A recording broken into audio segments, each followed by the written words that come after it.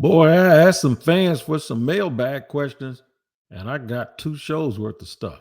I'm going to start by pondering whether the Jaguars did enough. We'll do it today here on Locked On Jaguars.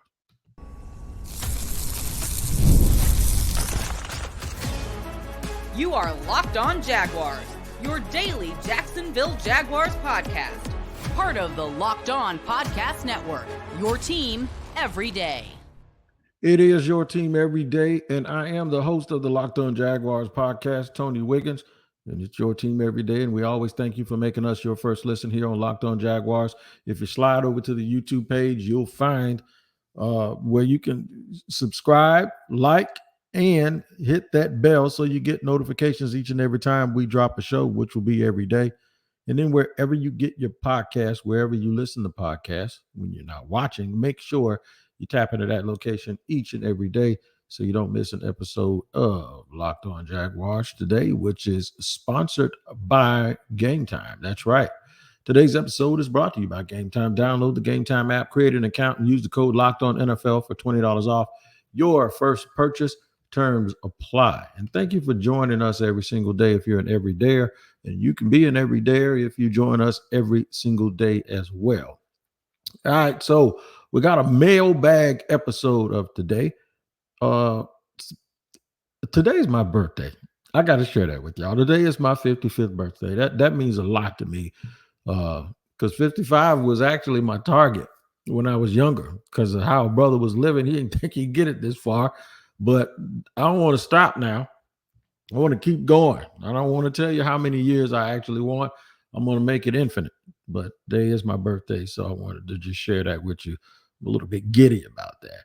When we end up today's show, I'm going to answer a lot of questions and try to mention everybody by name.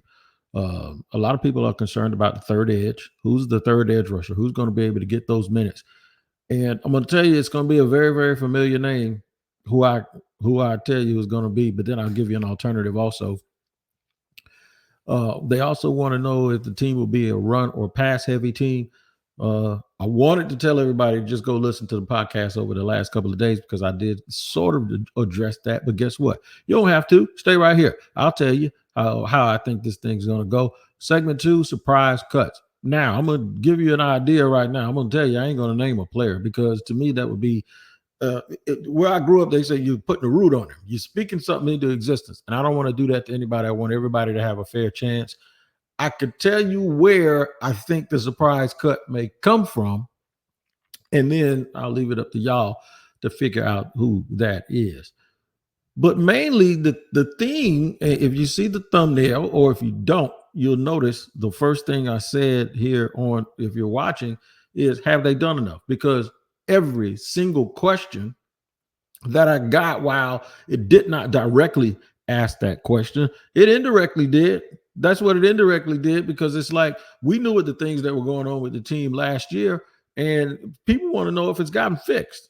That's the main thing. So every question had a little bit of residue on it from, hey, did they finally fix this? Can I stop worrying about that? That's what it felt like to me. And I'm always eternally grateful when people do respond with mailbag questions, because it gives me a little bit of a chance to think even a little bit further beyond how I see things. And it's nice to be able to tap into other people's perspective. I'm going to start here at the very top. I'm going to try to get to these 3 questions. Which players will have the most fun this season? That is from Josh. Josh, my man, if they don't win, ain't none of them going to have fun. If they win, all of them will have fun. I mean, I can't put it in any more simpler terms than that. If they don't win, ain't nobody having no fun over there. And trust me, if they don't win, I can tell you who, if they don't win, who's going to have the least amount of fun, and that's Trevor Lawrence.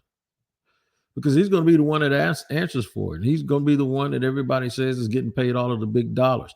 If they don't win, Josh Allen ain't going to have no fun because he just got it. Ain't nothing going to turn fans against the dude quicker than guys getting a bunch of money and then them not winning games. Even if it's not their fault, the target is going to be the dude that got paid, because folks are blaming him for being lack of a leader. So I hope that kind of answers that question a little bit, because that's a hard one to answer. Who's going to have the most fun? And if you're talking about on the field, or I don't know if somebody asked me if they're going to run or pass.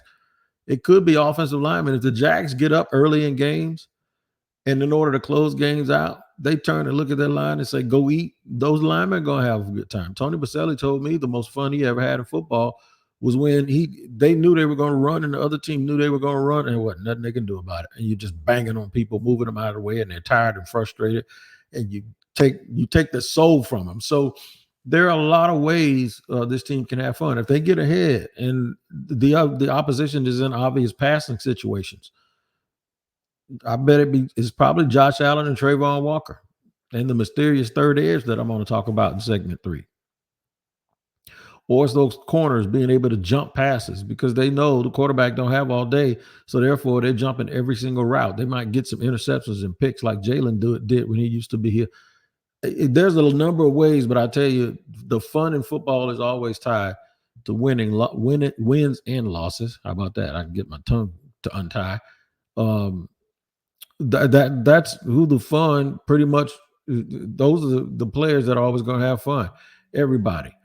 I have another one here real quick from my man Hal Brown. Hal wants to know. This is an interesting question about the draft. Do you think Kingsley Suamataia would have been a better choice in the second round in order to help protect 16? Well, that's kind of a loaded question. I wish you was the police and you was interrogating me, and I'll tell you, you kind of running to. I'm real good at that, by the way. That's why. See, this is a good question, James. Shy James, thank you, Shy James 23. I appreciate it, but this is going to show y'all, and I'm not going to argue at him because this is just a question, and he was not kind enough to tap in. But when I respond to certain questions on social media, this is how I end up arguing with people, because I'll read it again for you, and y'all tell me. And James didn't mean to do it, but I'll tell you, it's the people that can't accept the answer that I give back that I end up going back and forth with. So I'll read it for you again. Is it delusional that we? No, not he did. That's not him. This is not from Shy James. My bad. This is from Hal Brown. Do you think Kingsley Suamataia would have been a better choice in the second round in order to protect number 16? So. Sure, if you were in the second round and your priority was to protect number 16, yeah, of course he would have. I mean, he's going to be better than that, than the defensive lineman that they took. But what I think that they did was they felt that through free agency and a pick in the fourth round that they had already prioritized protecting Trevor. And this is the reason I say that I call this show, did they do enough? Because if you think they did not do enough or had not done enough, then Kingsley would have been a better pick. If you think that they've done good enough, but then they said, okay, later for all of that, the guy here, if they thought Kingsley wasn't a better player than the dude that they took out of LSU, right? The young cat out of LSU, they did not believe that Kingsley was better than him. I do think if they thought the player was better on the offensive line, I think in rounds 1 and 2, you're still in take the best player mode. And I believe Mason Smith, who they actually took, they believe is going to be a better pro than Kingsley, even though Kingsley may have played a position that may provide more help and more security for Trevor. So I'm glad I didn't have to type that, because I could put that in the amount of characters by talking about it, as opposed to answering it and being kind of vague and then getting into a back and forth argument. But I don't want to say that they didn't prioritize protecting Trevor. I want to say that they think they helped Trevor by getting Mason Smith, because he'll be able to help get them the ball back more. So I don't want to sound like I'm ignoring the fact that it sounds like you believe that they should have done more on the offensive line, but the way the question is worded, it's like a two-edged sword. It's like we're looking at it like, who would have given them the best chance to protect Trevor Lawrence? Well, obviously that's another offensive lineman, but from their perspective, it was probably which guy is better. No need to take a guy who we believe isn't better. So if let's just say it like this: if they take Kingsley and the Titans take Mason Smith, are you protecting Trevor if Kingsley has to block Mason, but you think Mason is better? No, you're putting Trevor in more danger. So that's a good question that allowed me a chance to answer in a way that I normally might not. I'm gonna get to Shy James' question here in just a second, but we got a lot more here on a mailbag version of Locked On Jaguars. I'm gonna mention y'all's names. I'm sorry if I put y'all on the spot, but I'm gonna do a good job of making sure people understand why you asked the question. We'll do more and ask more, and we'll talk about surprise cuts maybe here in segment 2 on Locked On Jaguars.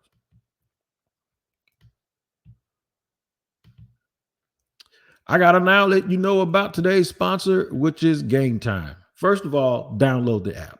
Just download the app while you're sitting here listening to me right now, because I know y'all going to buy tickets to something. I'm going to New Orleans to the Essence Festival. Guess what? Got me some tickets. I know there's stuff going on all around right now. If you want to go to a Major League Baseball game in one of the cities in the United States where you have never been and it's last minute, hit the Gametime app. I'm telling you right now, because they specialize in last minute deals. You can get all of that done, man, and not worry about people saying that you're procrastinating because you waited too long. Just take the guesswork out of buying major league tickets with Gametime. Download the Gametime app, create an account, and use the code LOCKEDONNFL for $20 off your first purchase. Terms apply. Again, create an account and redeem code. Use this Locked On NFL, all one word, LOCKEDON NFL for $20 off. Download Gametime today. Last minute tickets, lowest price guaranteed.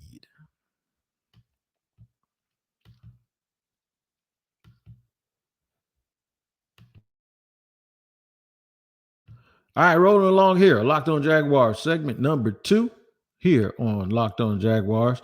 Make us your team every day, and you'll always get thanked for making us your first listen, especially if you're tired of watching Fox Sports or ESPN on your TV all day, and you got to turn down the volume with all that shouting. Make the switch to Locked On Sports today, a free 24/7 sports streaming channel program for you every day to bring you the biggest stories without all the screaming. Locked On Sports today brings you can't miss analysis, opinions, and news streaming 24/7 on YouTube or the free Amazon Fire TV channels app. Part of the Locked On Podcast Network, your team every day. I wonder when I hesitate like that. When I say your team, do y'all say every day? I know one of my guys did. He says his kids listen to the show, and every time I say it, they say every day, because that's exactly what it is. All right, let's get back to some more of these mailbag questions. We are answering questions sent in by our fans, and we appreciate it. People that listen to the show every day, we call them everydayers for a reason. All right, let's get to it. I mentioned Chi-Town. I almost gave Chi-Town 23 credit. Shy James 23. I almost gave him a question that he wasn't even responsible for. But he's responsible for this doozy, and that's why I couldn't wait to get to it. James, okay, check this out. James said, is it delusional? When I hear that, first of all, let me stop right there. When I hear that, I'm always going like, uh-oh, what are we about to get ourselves into? So James says, is it delusional that we can find a way or luck our way to a Super Bowl? Now watch this. There's more parts to it. He said, especially if the defense clicks and Trevor emerges as league MVP candidate. So I'll take that in reverse order. How about this, Shy? If Trevor emerges as a league MVP candidate and the defense clicks, it won't be luck if they make it to the Super Bowl. It'll be because Trevor became a league MVP candidate and the defense clicked. And if they make it to the Super Bowl, it won't be a delusion. It'll be earned on the field. So you answered your own question right there. I told you I was good at this, man. You can't just slide nothing by me and think that you're going to get away with it. I'm going to tell you, you answered your own question. You said especially if, then that's not luck or delusion, brother. That is earned on the football field, and they would have gotten what they earned. My boy called Brandon, my ace, asked me this: who has the best chance of being a productive third edge? That is a great question. He's got 3 of them, by the way. I'll take them one at a time. Who has a chance to be a productive third edge on this team? All right, so the Jaguars did actually go out and add a third edge. I know everybody likes to act like they didn't, but they actually did. They added Travis Gibson. Now, they didn't pay a whole bunch of money for Travis Gibson. However, Travis Gibson has like 32 sacks in his career, I believe, and he has familiarity with coaches that are on the defensive staff. So yeah, you get somebody that has played enough where they have impacted games and impacted teams and been able to get after the quarterback a little bit. And I know he's been moved around a lot and he's been waived a lot and changed a lot of teams. But sometimes some guys get it late. And he's 6'3", 255 pounds, and he's a veteran. It's not just on him, though. I think they're going to get some production out of Yasir Abdullah. I really do believe he's going to make the team again and be given a chance. Remember, it's not like he was a practice squad guy last year. He was getting after it. It just wasn't, available too much on game day because of being inactive. But it's not. He was there, and from what I understand, he's been there in the offseason. And now with a new coach, there's a possibility that they have a chance to really, really figure out how to use him better.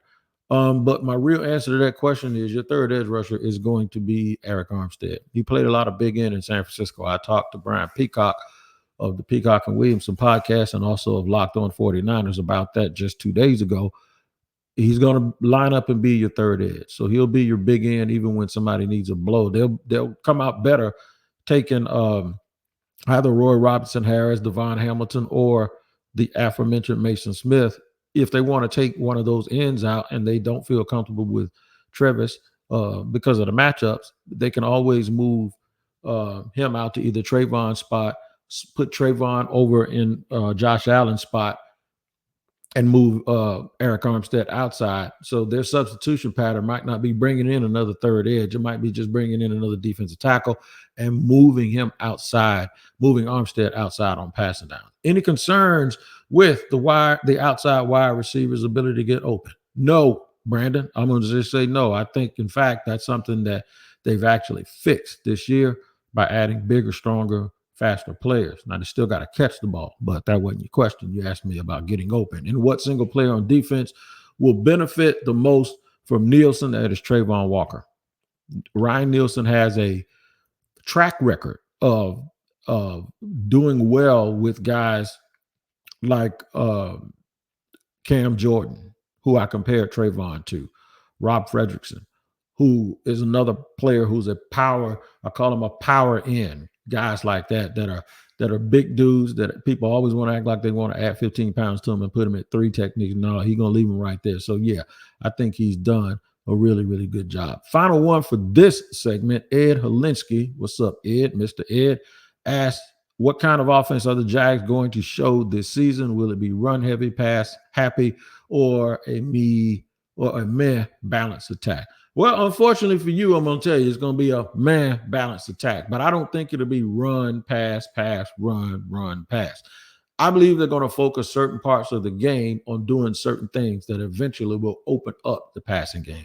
I don't think they're going to come out and throw it to open up the run. I think they're going to establish the run, get first downs, put themselves in short down and distance situations, and then open the game up. So it'll be balanced, but it won't be boring.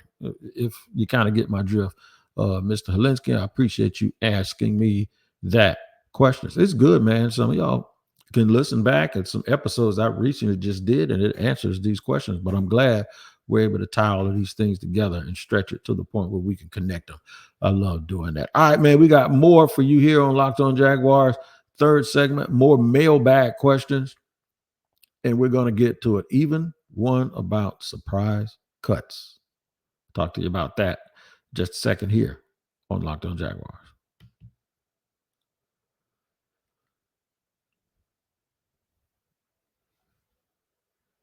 All right, y'all, third and final segment here on my birthday, making me 55 years old. Locked On Jaguars, doing a mailbag edition, answering the fans' questions.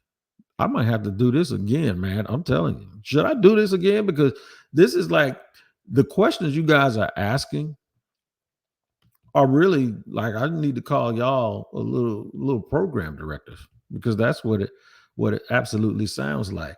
John Osment, my man Ron Jobert, asks this: what would it take for the Jags to fire Trent Baalke? I laughed because um, if you asked me that this past offseason, it wouldn't have taken me anything. It was just taking the sun come up for me to do that. But I got over that a little bit, and Trent did a really, really good job, in my opinion, in both free agency and in the draft, and being able to explain it, and also about explaining the messaging.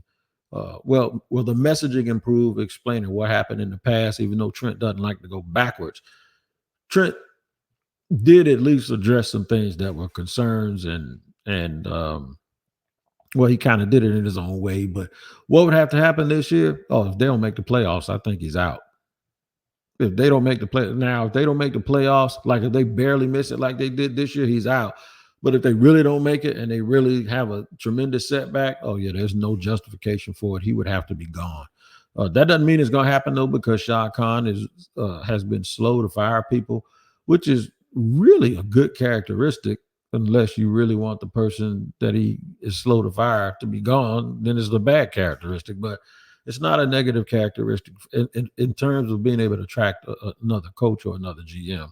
It means you're going to have a pretty long road. I'm going to go to my man, Jonathan Hopkins, CEO Hop.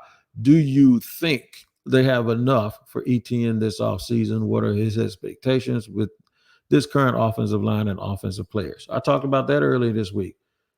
I do. I agree with you. John says he's one of the better backs. He is a better back. He's going to need a little help. He's going to need to, get some time, to be able to sit and rest. I think he'll be at his best.